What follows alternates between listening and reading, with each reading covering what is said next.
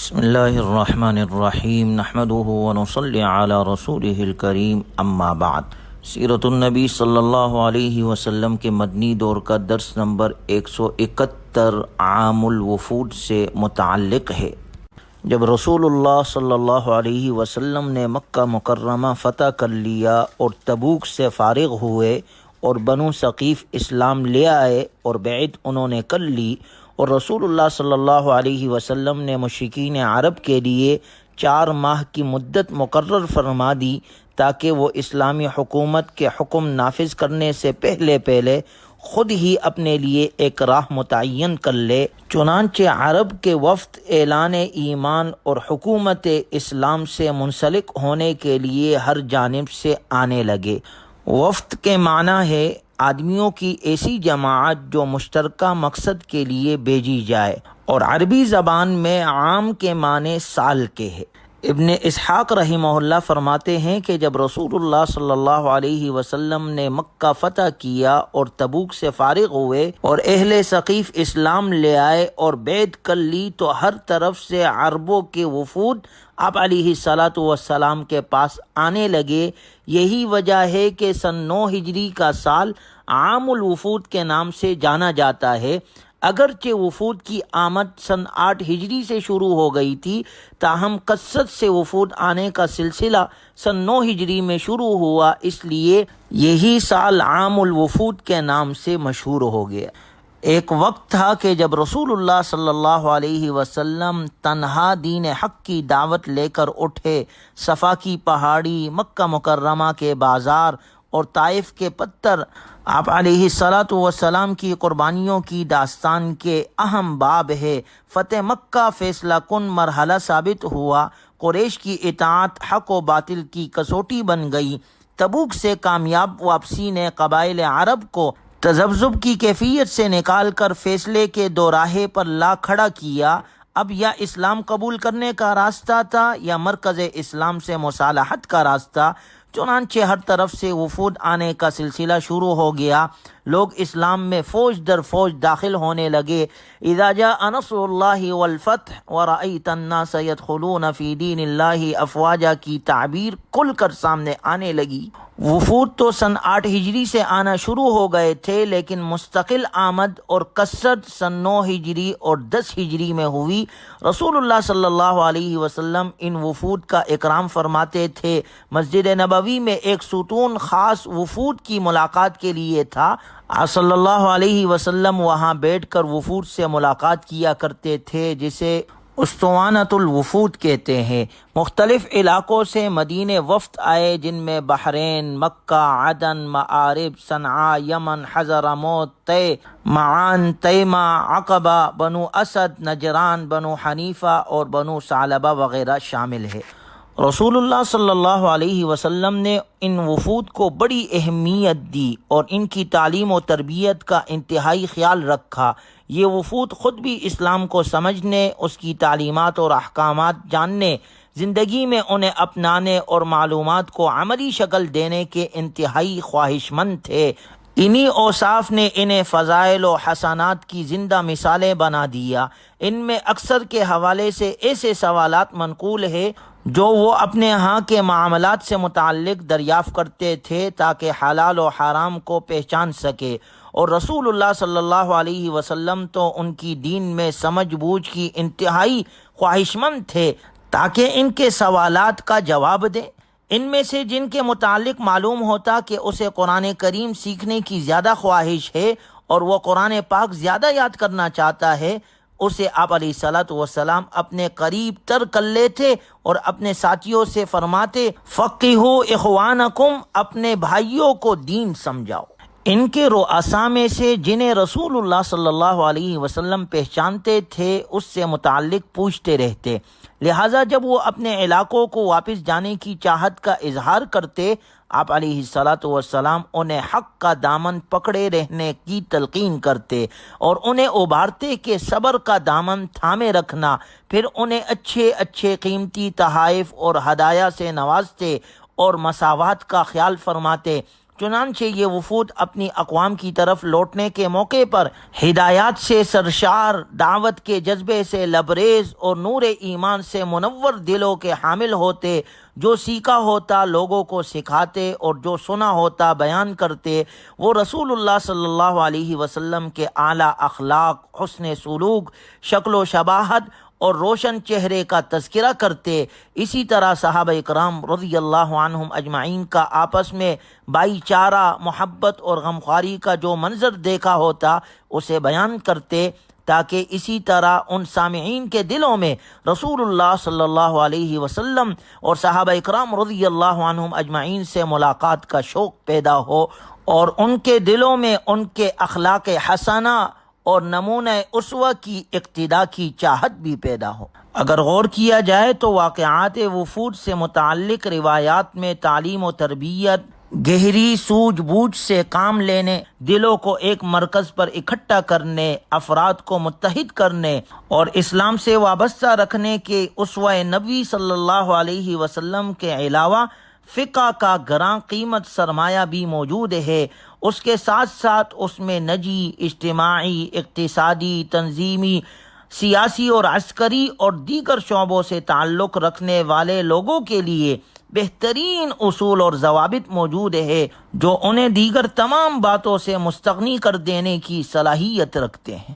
چنانچہ ان وفود میں سے ایک وفد عبد القیس ہے، جس کے بارے میں حضرت عبداللہ ابن عباس رضی اللہ تعالی عنہما فرماتے ہیں کہ جب وفد عبد القیس رسول اللہ صلی اللہ علیہ وسلم کے خدمت میں حاضر ہوا تو آپ علیہ الصلاۃ والسلام نے دریافت فرمایا، من القوم او من الوفد، یہ لوگ کون ہے؟ یا فرمایا یہ کن لوگوں کا وفد ہے؟ انہوں نے عرض کیا ہم بنو ربیعہ ہے۔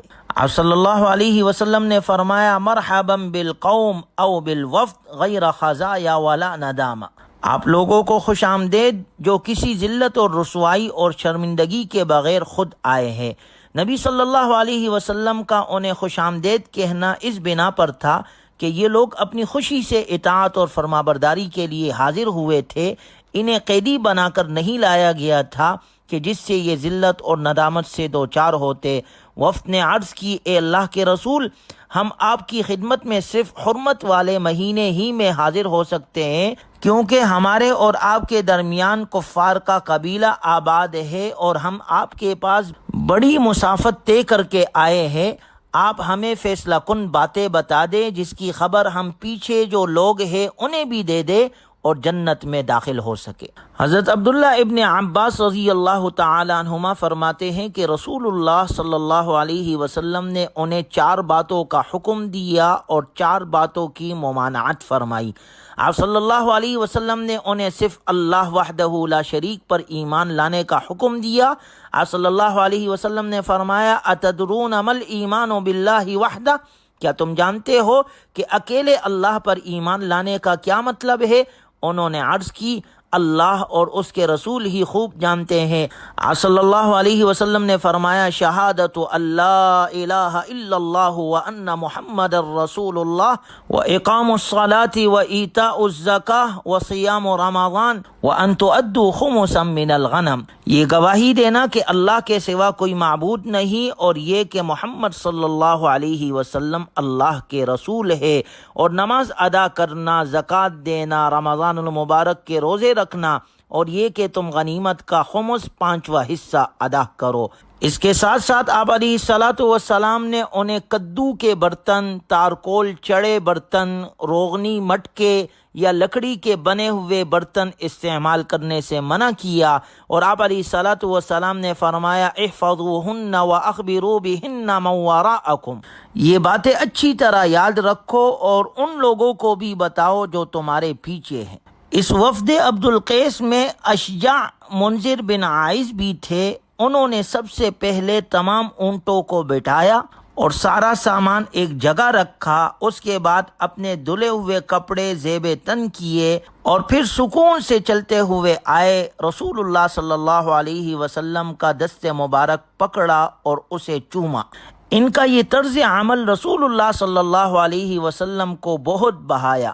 آپ صلی اللہ علیہ وسلم نے ان کی تعریف کرتے ہوئے فرمایا ان فیک خصلتین یحبہم اللہ عز وجل ورسولہ الحلم والانا۔ آپ صلی اللہ علیہ وسلم نے فرمایا تجھ میں دو خصلتیں ایسی ہیں جنہیں اللہ تعالیٰ اور اس کا رسول پسند فرماتے ہیں، نمبر 1 بردباری اور نمبر 2 وقار اور سنجیدگی۔ حضرت اشجع رضی اللہ عنہ نے عرض کی کیا وہ میری فطرت میں ہے یا میں نے وہ از خود اختیار کی ہے؟ نبی صلی اللہ علیہ وسلم نے فرمایا بل جبلک اللہ علیہما، از خود نہیں بلکہ اللہ تعالیٰ نے تجھے پیدا ہی اس طرح کیا ہے۔ یہ سن کر حضرت اشجع رضی اللہ عنہ کہنے لگے اس پر اللہ کا شکر ہے، تمام قسم کی تعریفیں اس اللہ تعالیٰ کی ذات کے لیے خاص ہے جس نے مجھے ایسی دو صفات میں پیدا کیا جنہیں وہ خود اور اس کا رسول صلی اللہ علیہ وسلم پسند فرماتے ہیں۔ اللہ تبارک و تعالی یہ دونوں صفات ہم میں بھی پیدا فرمائے۔ حضرت انس بن مالک رضی اللہ عنہ فرماتے ہیں کہ ہم مسجد میں رسول اللہ صلی اللہ علیہ وسلم کے ساتھ بیٹھے تھے، ایک آدمی اونٹ پر آیا، اس نے اونٹ کو مسجد میں بٹھا کر باندھ دیا، پھر پوچھنے لگا تم میں محمد صلی اللہ علیہ وسلم کون ہے؟ اس وقت رسول اللہ صلی اللہ علیہ وسلم صحابہ کرام رضی اللہ عنہم اجمعین کے جلوے میں ٹیک لگائے تشریف فرماتے۔ ہم نے کہا وہ ٹیک لگائے ہوئے سفید رنگ کے شخص ہے۔ وہ شخص اب آپ علیہ الصلاۃ والسلام سے مخاطب ہوا، آپ ابن عبد المطلب ہے؟ آپ علیہ الصلاۃ والسلام نے فرمایا ایسے ہی ہے۔ اس شخص نے آپ سے کہا میں آپ سے کچھ سوال کرنا چاہتا ہوں اور میرا سوال کرنے کا انداز کچھ سخت ہوگا، آپ اپنے دل میں ان کا رنج بالکل نہ کرنا اور مجھ پر غصہ نہ ہونا۔ آپ صلی اللہ علیہ وسلم نے فرمایا سل عما بدأ لک، جو دل میں آئے پوچھو۔ اس نے کہا میں آپ کو اس اللہ کی قسم دیتا ہوں جو آپ کا پروردگار ہے اور آپ سے پہلے جو لوگ گزر چکے ہیں ان کا معبود بھی ہے، کیا اس اللہ نے آپ کو ہماری طرف رسول بنا کر بھیجا ہے؟ آپ علیہ الصلاۃ والسلام نے جواب دیا اللہم نعم، ہاں اللہ کی قسم۔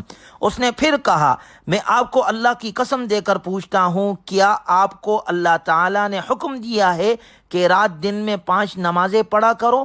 آپ صلی اللہ علیہ وسلم نے فرمایا اللہم نعم، ہاں اللہ کی قسم۔ اس نے کہا میں آپ کو اللہ کی قسم دے کر پوچھتا ہوں کہ کیا اللہ تعالیٰ نے آپ کو حکم دیا ہے کہ ہم سال میں اس ماہ کے روزے رکھیں؟ آپ صلی اللہ علیہ وسلم نے فرمایا اللہم نعم، ہاں اللہ کی قسم۔ اس نے دریافت کیا آپ کو اللہ تعالیٰ کی قسم دیتا ہوں کہ کیا آپ کو اللہ تعالیٰ نے حکم دیا ہے کہ ہمارے اغنیاء سے صدقات لے کر ہمارے فقراء میں تقسیم کر دے؟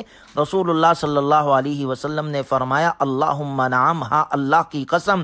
تب وہ آدمی کہنے لگا میں ہر اس بات پر ایمان لاتا ہوں جو آپ لے کر آئے ہیں اور میں اپنی قوم کا ایلچی ہوں، میں زمام بن ثعلبہ ہوں اور میرا تعلق بنو سعد بن بکر سے ہے۔ چنانچہ اس کے بعد وہ اپنے اونٹ کی طرف لوٹا۔ جب وہ واپس ہوا تو آپ علیہ الصلاۃ والسلام نے فرمایا اگر بالوں کی 2 لٹوں والوں نے صدقے دل سے یہ بات کہی ہے تو وہ جنت میں داخل ہوگا۔ پھر وہ اپنے اونٹ کے پاس آیا، اسے کھولا اور اپنی قوم کے پاس چلا گیا۔ قوم کے تمام لوگ اس کے پاس جمع ہو گئے۔ اس نے سب سے پہلے یہ بات کہی کہ لات اور عزا کتنے برے ہیں۔ اس پر قوم کے لوگ بولے زمام باز آ جاؤ، برس ہونے سے ڈرو، جزام سے ڈرو، جنون سے ڈرو۔ زمام نے جواب دیا تمہارا برا ہو، اللہ کی قسم یہ دونوں نہ نقصان پہنچا سکتے ہیں نہ نفع۔ بے شک اللہ تعالیٰ نے ایک رسول بھیجا ہے اور اس پر ایک کتاب نازل فرمائی ہے جس کے ذریعے سے اس نے تمہیں اس سے نکالا ہے جس میں تم پڑے ہوئے تھے، اور میں گواہی دیتا ہوں کہ اکیلے اللہ کے سوا اور کوئی معبود نہیں، اس کا کوئی شریک نہیں، اور محمد صلی اللہ علیہ وسلم اللہ تعالیٰ کے بندے اور رسول ہے، اور میں تمہارے لیے ان کے پاس سے وہ باتیں لایا ہوں جن کا انہوں نے تمہیں حکم دیا ہے، اور وہ باتیں بھی لایا ہوں جن سے انہوں نے تمہیں منع کیا ہے۔ راوی کہتا ہے اللہ کی قسم اس روز قبیلے کے مردوں عورتوں میں کوئی ایسا نہ تھا جو شام ہونے سے پہلے مسلمان نہ ہو گیا ہو۔ حضرت عبداللہ ابن عباس رضی اللہ تعالیٰ عنہما کہتے ہیں کہ ہم نے کسی قوم کے آنے والوں کو زمام بن ثعلبہ رضی اللہ عنہ جیسا افضل نہیں پایا۔ اس سے اندازہ ہوتا ہے کہ قبائل عرب میں اسلام کی تعلیمات کس قدر پھیل چکی تھی۔ زمام بن ثعلبہ رضی اللہ عنہ اسلام کے متعلق دریافت کرنے نہیں آئے تھے، صرف تصدیق کے لیے آئے تھے، اور یکے بعد دیگرے سوال پوچھتے گئے۔ اس سے معلوم ہوتا ہے کہ رسول اللہ صلی اللہ علیہ وسلم کے پاس آنے سے پہلے ہی انہیں ان تمام امور سے متعلق وافر معلومات حاصل تھی۔ چنانچہ اس طرح یکے بعد دیگرے وفود آتے رہے، جس کے بارے میں اگلے درس میں انشاءاللہ ذکر کیا جائے گا۔ اللہ تبارک و تعالی ہمیں بھی اپنے دین حق کے لیے قبول فرمائے اور اہل حق کا ساتھ دینے کی اللہ ہمیں توفیق عطا فرمائے۔ وآخر دعوانا الحمدللہ رب العالمین۔